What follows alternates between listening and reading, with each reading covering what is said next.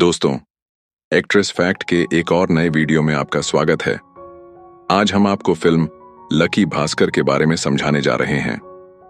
तो चलिए वीडियो शुरू करते हैं, लेकिन उससे पहले कृपया चैनल को सब्सक्राइब करें और नोटिफिकेशन बेल पर क्लिक करें ताकि आपको सबसे पहले नई फिल्मों और वेब सीरीज के एक्सप्लेनेशंस मिल सकें। फिल्म की कहानी 1992 में बंबई से शुरू होती है, जहां हम भास्कर कुमार को जॉगिंग करते हुए और शेयर बाजार के बारे में बात करते हुए देखते हैं। वह कहते हैं कि पैसे कमाने के कई तरीके हैं, लेकिन हर कोई डालल स्ट्रीट को सलाम करता है। यही कारण है कि बंबई को पैसे की राजधानी कहा जाता है। भास्कर के बात करने के कुछ मिनट बाद सीबीआई के chief investigation officer Lakshman Rao आते हैं और उन्हें गिरफ्तार कर लेते हैं। फिर उन्हें उस बैंक में ले जाते हैं जहां भास्कर काम करते थे। लक्ष्मण राव उन्हें बताते हैं कि उन पर एक बड़े धोखाधड़ी का आरोप है। इसके बाद भास्कर अपनी कहानी शुरू करते हैं और फिल्म की कथा हमें 1989 में वापस ले जाती है। ये पता चलता है कि भास्कर 1989 में मैगडा बैंक में एक कर्मचारी के रूप में काम करते थे और उनकी सैलरी सिर्फ 6,000 रुपये थी, लेकिन फिर भी वह पूरी ईमानदारी से काम करते थे और पिछले 3 साल से बेस्ट कर्मचारी के रूप में सम्मानित किए गए थे। भास्कर का काम बैंक के वॉल्ट में नारायण सर के साथ मिलकर बैंक का पैसा संभालने का था। बैंक के काम के बाद भास्कर एक पास के कैफे में लोगों की मदद करते थे, जहां वह उन्हें फॉर्म भरने और अन्य कार्यों में सहायता करते थे और इसके बदले में वह पैसे कमाते थे। यह काम भास्कर अपने सबसे अच्छे दोस्त संबा के साथ करते थे। हालांकि उनकी सैलरी कम थी, फिर भी भास्कर ने अपने पड़ोसियों से पैसे उधार लिए थे, जिसमें पटेल भाई से 12,000 रुपये उधार लिए थे। कहानी में यह भी खुलासा होता है कि भास्कर के परिवार का अतीत कठिन था। उनके पिता, जो एक पूर्व सीए थे, धोखा खाकर लकवाग्रस्त हो गए थे और भास्कर को अपने परिवार की देखभाल करनी पड़ती थी। भास्कर की पत्नी सुमति उन्हें सपोर्ट करती है, लेकिन उनके परिवार को उनकी शादी के खिलाफ है, क्योंकि वे मानते हैं कि भास्कर के पास पर्याप्त पैसे नहीं हैं। पटेल भाई अक्सर भास्कर के घर पैसे मांगने आते हैं, लेकिन भास्कर उन्हें नहीं दे पाते क्योंकि उनकी सैलरी बहुत कम है। सुमति अपना खुद का व्यवसाय शुरू करना चाहती हैं, लेकिन वे पहले ही आर्थिक तंगी का सामना कर रहे हैं। संबा, भास्कर का बचपन का दोस्त, भी एक कठिन अतीत से गुजर चुका था।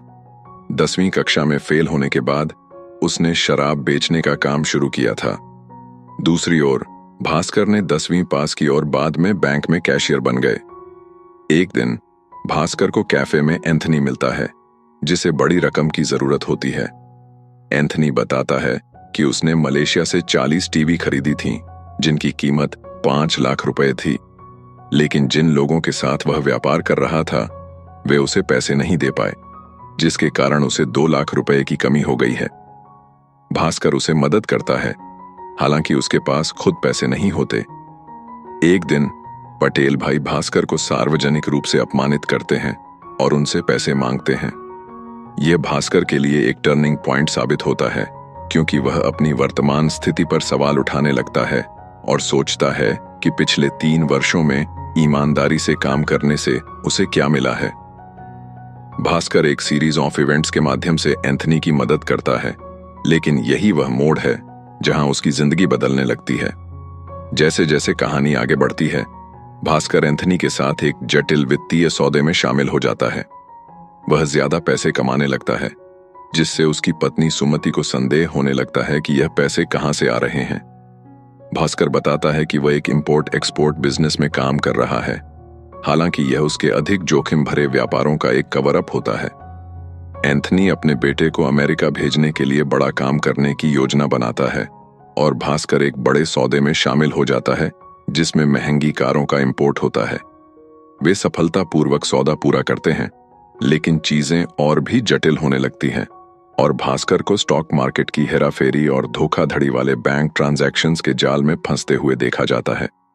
फिल्म भास्कर के सरल, ईमानदार बैंक कर्मचारी से भ्रष्टाचार और अपराध की दुनिया में फंसे एक व्यक्ति के रूप में बदलने की कहानी को दर्शाती है, जबकि वह अपने परिवार और व्यक्तिगत मूल्यों को बनाए रखने की कोशिश करता है।